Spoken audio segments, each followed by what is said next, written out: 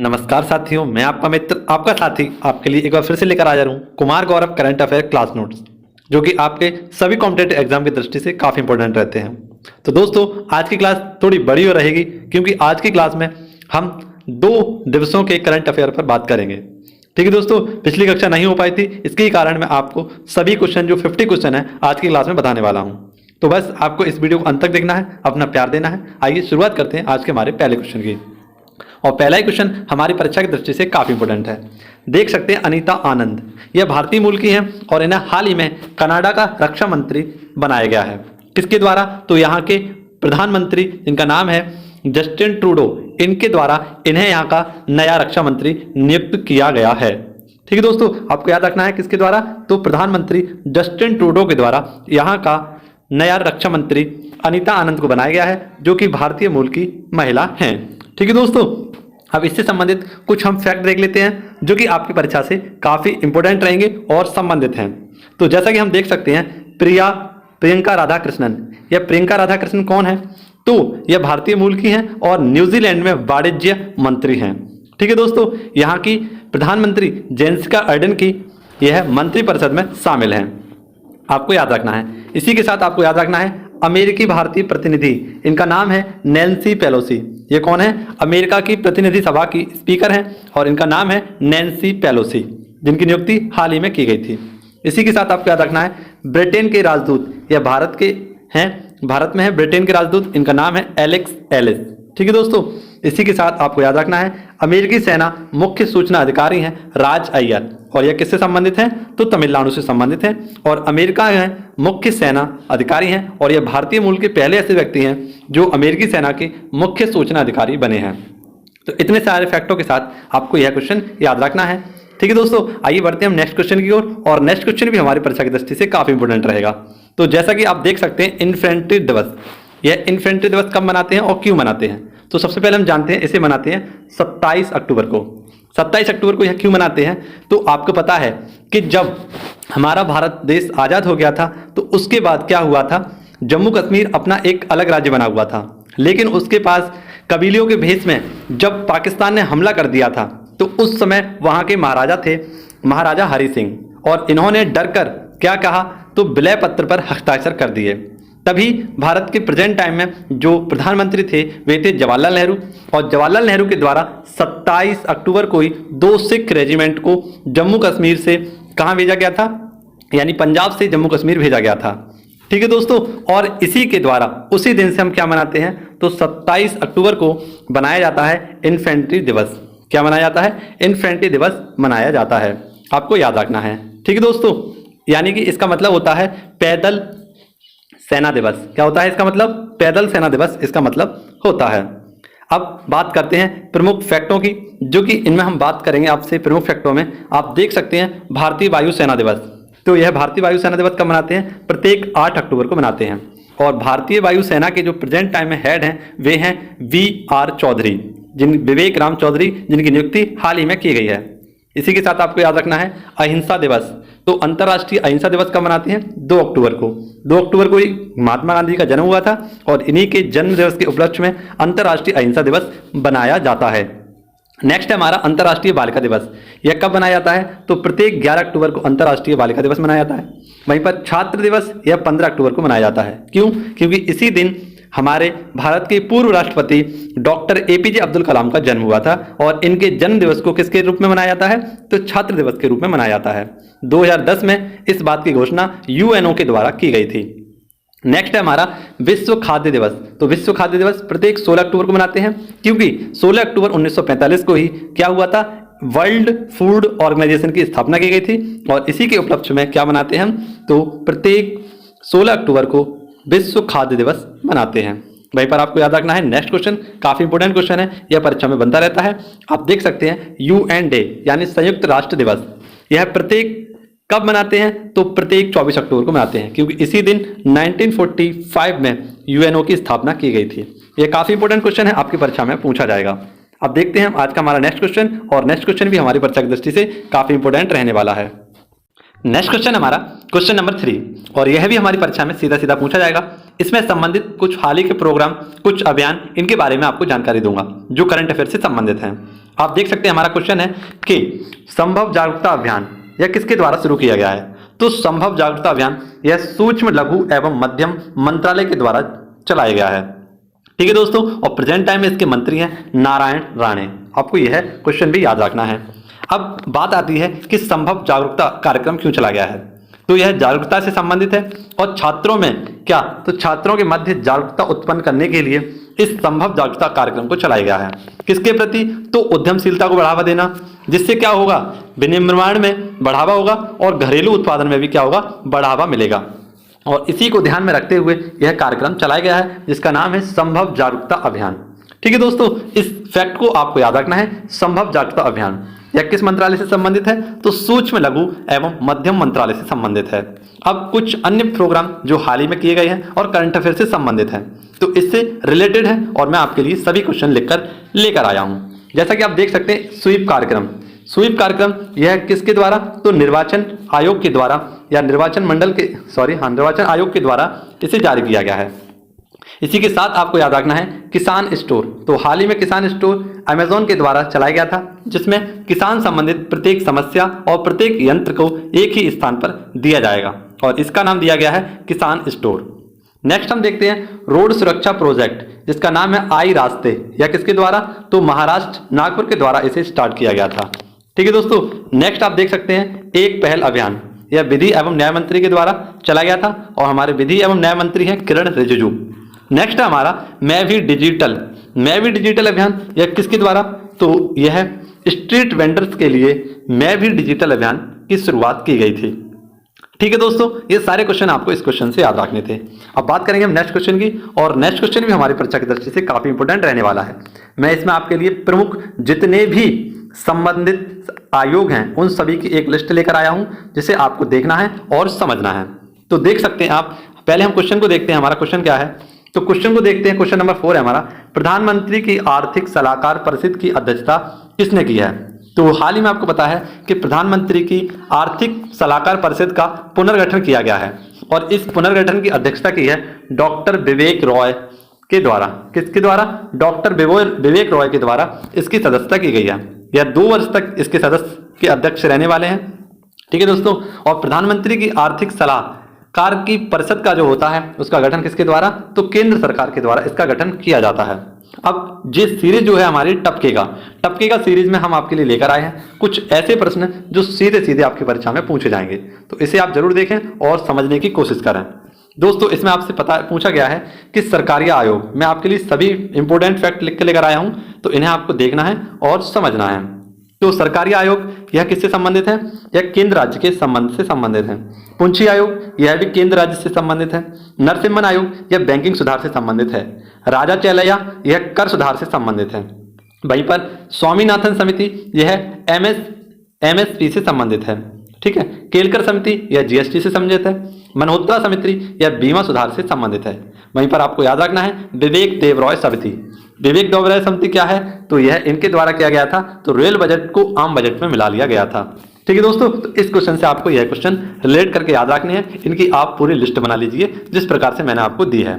ठीक है दोस्तों, तो यह आपके लिए काफी हेल्पफुल रहेगा, इसीलिए मैं आपके लिए है सारे क्वेश्चन काफी इंपोर्टेंट रूप से लेकर आता हूं। तो आशा करता हूं आपको वीडियो पसंद आ रही होगी।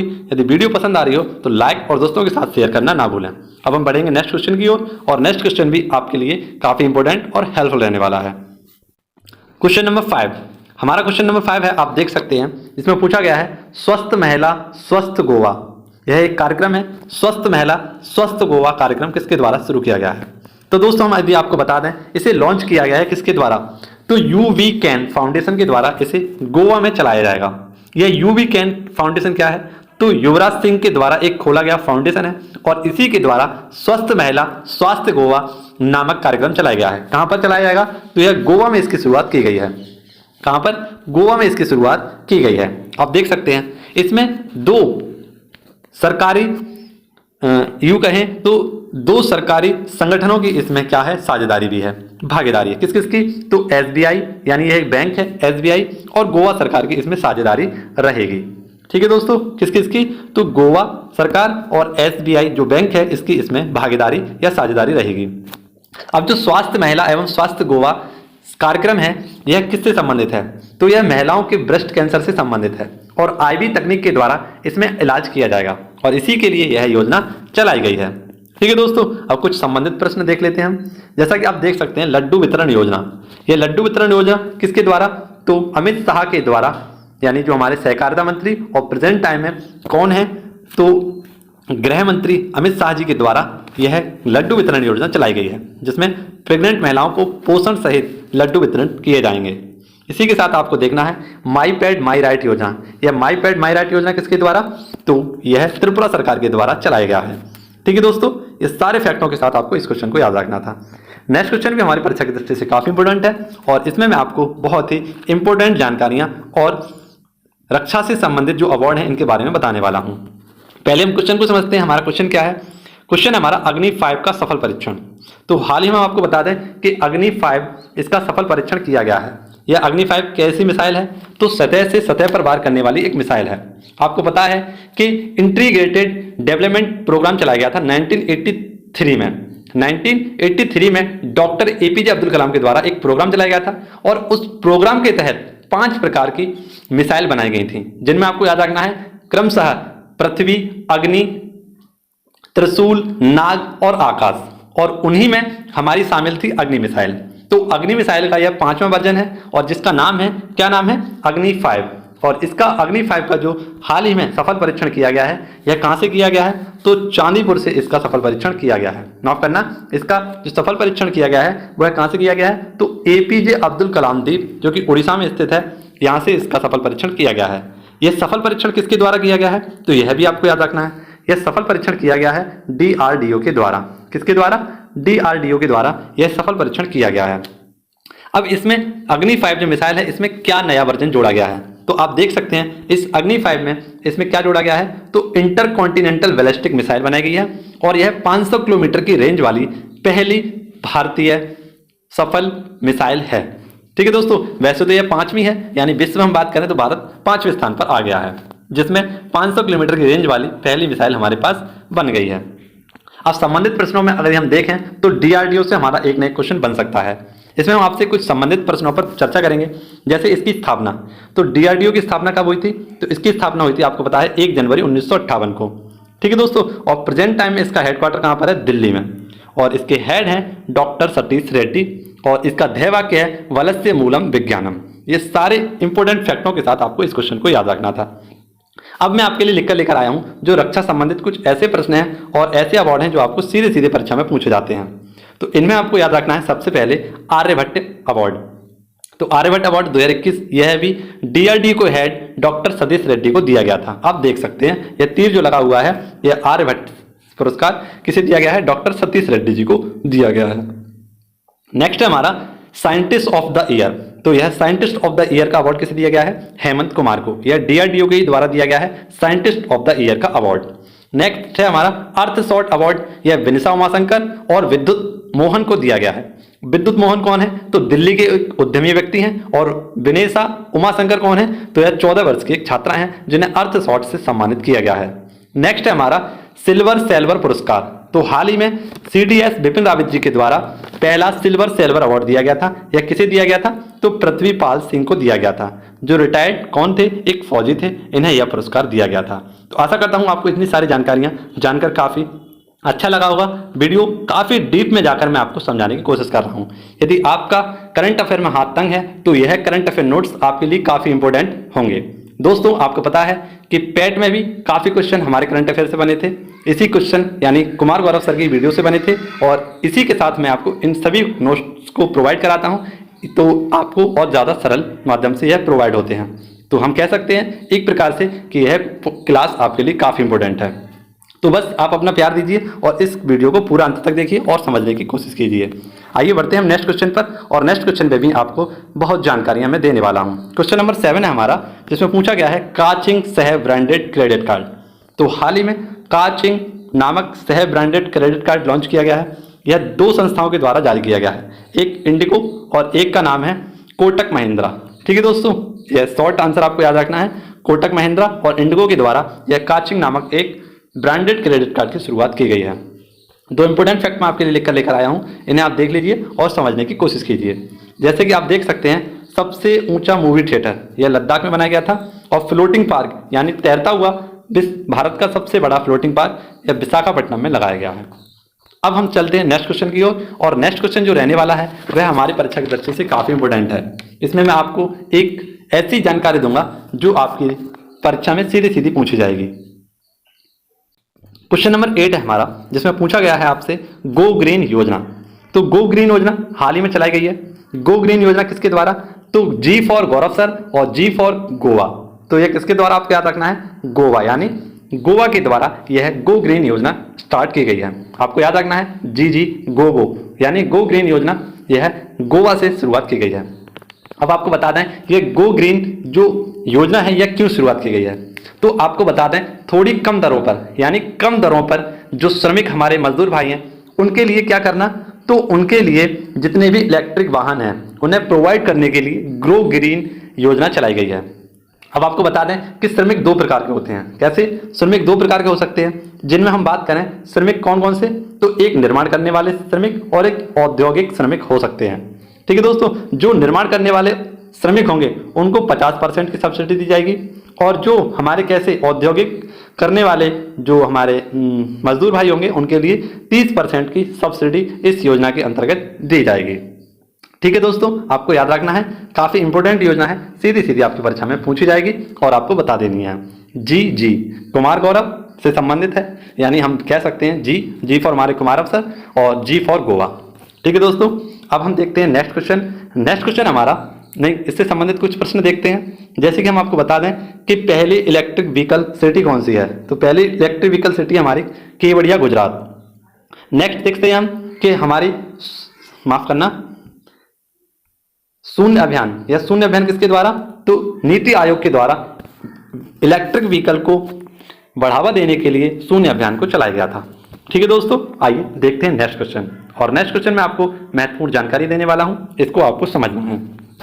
तो हाल ही में काफी इंपोर्टेंट क्वेश्चन नहीं है ये, लेकिन फिर भी आपसे पूछा जा सकता है कि queen hang okay memorial park, इसका नाम बदलकर रख दिया गया है, नया नाम है queen hang Hong okay memorial park. कहां पर? अयोध्या में सरयू नदी के किनारे उत्तर प्रदेश में इसकी स्थापना, यानी इसका नया नाम रखा गया है। इसका जो पुराना नाम था वह था राम कथा पार्क। ठीक है, लेकिन अब इसका नाम चेंज करके क्या रख दिया गया है, तो इसका नाम चेंज करके रख दिया गया है क्वीन हैंग ओके मेमोरियल। अब इससे संबंधित कुछ इतिहास के बारे में बात करते हैं। तो क्वीन हैंग ओके मेमोरियल इसका नाम क्यों रखा गया है, तो अयोध्या की एक राजकुमारी थी जिनका नाम था सूरी रत्ना। सूरी रत्ना नामक एक राजकुमारी थी, और जब यह उत्तरी कोरिया में चली गई थी तो कोरिया के राजा किंग सूरो के साथ इन्होंने विवाह कर लिया था। किसके साथ? किंग सूरो के साथ विवाह कर लिया, और इन्होंने एक पुत्री को जन्म दिया जिसका नाम था क्वीन होंगे ओके। ठीक है, और इन्हीं के नाम पर यह नाम रखा गया है। ठीक है दोस्तों, अब उत्तर प्रदेश से संबंधित कुछ स्पेशल फैक्ट मैं आपके लिए लिख कर लेकर आया हूं। जैसे उत्तर प्रदेश की प्रेजेंट टाइम में मुख्यमंत्री कौन है? योगी आदित्यनाथ। लोकसभा सीटों की संख्या की बात करें तो उत्तर प्रदेश में लोकसभा सीटों की संख्या है 80, राज्यसभा सीटों की संख्या है 31, विधानसभा सीटों की संख्या है 103 और विधान परिषद सीटों की संख्या है 100। ये सीधे सीधे आपकी परीक्षा में पूछा जाएगा कि उत्तर प्रदेश में सर्वाधिक लोकसभा सीटें हैं, उत्तर प्रदेश में सर्वाधिक विधानसभा सीटें हैं, और विधान परिषद की सबसे ज्यादा सीट भी कहां पर है, तो उत्तर प्रदेश में ही है। अब देखते हैं नेक्स्ट क्वेश्चन, और इस क्वेश्चन में आपको देनी है महत्वपूर्ण जानकारी। मुझे क्वेश्चन है हमारा कि कृषि उड़ान 2.0 एक नई योजना चलाई गई है, कृषि उड़ान 2.0 किस मंत्रालय के द्वारा, तो यह चलाई गई है नागरिक उड्डयन मंत्रालय, जिसके प्रेजेंट टाइम मंत्री हैं ज्योतिरादित्य सिंधिया, इनके द्वारा यह चलाया गया है। अब यह लॉन्च क्यों की गई है, तो इसे लॉन्च करने का कारण है कि किसानों को हेल्प मिले और उनकी उपज को बढ़ावा मिले। ठीक है, और जितने भी उनकी कृषि से संबंधित यंत्र हैं वो इनके स्थान पर पहुंच सकें, और इसी को मद्देनजर रखते हुए उन्होंने कृषि उड़ान 2.0 लॉन्च की है। अब बात करें कि नागरिक उड्डयन मंत्रालय के मंत्री प्रेजेंट टाइम में कौन है, तो नासिर कमल। नेक्स्ट क्वेश्चन की ओर बढ़ेंगे हम। नेक्स्ट क्वेश्चन हमारा क्वेश्चन नंबर 11। मैंने आपको बताया था कि आज हम थोड़ी ज्यादा क्वेश्चनों पर बात करेंगे क्योंकि पिछली हमारी वीडियो नहीं हो पाई थी, इसी के चलते आपको नेक्स्ट क्वेश्चन में आपको लेकर आया हूं। अब क्वेश्चन है हमारा पहला radio over internet protocol system का उद्घाटन कहां पर किया गया है, तो उसका उद्घाटन कहां पर किया गया है, कोलकाता में। कहां पर किया गया है, तो श्यामा प्रसाद मुखर्जी पोर्ट में इसका उद्घाटन किया गया है। ठीक है दोस्तों, ये सारे फैक्ट आपको याद रखने हैं। अब हम बात करें यह क्यों लॉन्च किया गया है, तो लंबी दूरी और संचार के माध्यम में कोई परेशानी ना हो, इसके लिए इस सिस्टम को लॉन्च किया गया है। ठीक है दोस्तों, अब देखते हैं नेक्स्ट, ओवर द टॉप पहला राज्य कौन सा है। ये फैक्ट है स्पेशल आपके लिए लेकर आया हूँ। तो ये पहला राज्य है केरल, जिसने अपना पहला ओवर द टॉप राज्य घोषित कर दिया है। देखते हैं next question, question number 12। Question number 12 आपके लिए काफी इंपॉर्टेंट है। जैसे सिराज क्यूज 4A का संबंध किससे है, तो फ्रांस से संबंधित है और फ्रांस की राजधानी है पेरिस और पेरिस सीन नदी के किनारे बसा हुआ है। अब ये सिराक्यूज 4A क्या है, तो यह फ्रांस का एक सैन्य उपग्रह है। ठीक है दोस्तों, जिसके द्वारा इन्हें जारी किया गया है। फ्रांस का क्या है, तो एक सैन्य उपकरण है। अब देखते हैं कुछ संबंधित प्रश्न जो कि आपकी परीक्षा से इंपॉर्टेंट रहने वाले हैं। परसिवेंस रोवर यह किससे संबंधित है, अमेरिका से। तियानवेन फर्स्ट रोवर यह किससे संबंधित है, चीन से। और होप मिशन यह यूएई का है। यह सभी मंगल मिशन से संबंधित हैं। अब देखते हैं नेक्स्ट क्वेश्चन, क्वेश्चन नंबर 13। यह भी आपको वन लाइनर समझना है। तो बात करें यदि हमारा क्वेश्चन नंबर जो 13 है, इसमें करेक्शन करना है आपको, यहाँ पर एल और करना है। ठीक है दोस्तों, अब आइए बढ़ते हैं, देखते हैं क्वेश्चन। हरित हाइड्रोजन बनने वाला पहला संयंत्र, तो यह भारत का सबसे बड़ा हाइड्रोजन बनाने वाला यानी हरित हाइड्रोजन बनाने वाला संयंत्र होगा। और यह किसके द्वारा, तो gas authority of India limited के द्वारा यह बनाया जाएगा। ठीक है दोस्तों, यानी गिल के द्वारा इसे बनाया जाएगा, GAIL के द्वारा इसे बनाया जाएगा। अब फैक्ट देखते हैं इंपोर्टेंट कि 11वीं महारत्न कंपनी कौन सी है, तो पावर ग्रिड फाइनेंस हमारी 11वीं महारत्न कंपनी है। सीधा सीधा आपकी क्वेश्चन यह परीक्षा में बनेगा और आपको बताना है। बढ़ते हैं नेक्स्ट क्वेश्चन की ओर। क्वेश्चन हमारा 14 है। इसमें पूछा गया है एक पुस्तक का नाम आपको बताना है।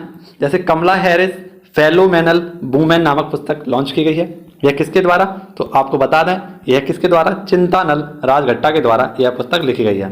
कमला हैरिस कौन है, तो यह अमेरिका की 49वें नंबर की पहली महिला उपराष्ट्रपति हैं। ठीक है दोस्तों, यह आपको याद रखना है। इसी के साथ नेक्स्ट क्वेश्चन है हमारा क्वेश्चन नंबर 15। काफ़ी लंबी वीडियो हो चुकी है आज की, तो आपको बस अंत तक देखना है और आज के हमारे फूल पत्ती वाले सवाल पर भी हम बात करने वाले हैं।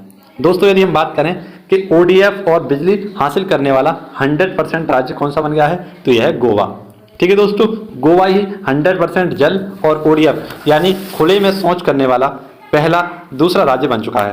यदि बात करें कि ODF, तो पहला राज्य है सिक्किम और दूसरा राज्य बन गया है अब गोवा।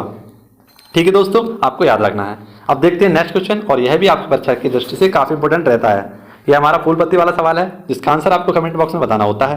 क्वेश्चन है हमारा, हाल ही में किस राज्य सरकार ने मेरा घर मेरा नाम शुरू करने की घोषणा की है। दोस्तों, यह आपके लिए बताना है, इसका आंसर क्या होगा। आइए बढ़ते हैं हम कल वाले प्रश्न के आंसर की ओर, जिसका आंसर आपने बिल्कुल सही दिया था। कल वाला हमारा जो सवाल था, इसका आंसर आपको बताया था आपने बिल्कुल सही, और इसका राइट आंसर हो जाएगा इटली।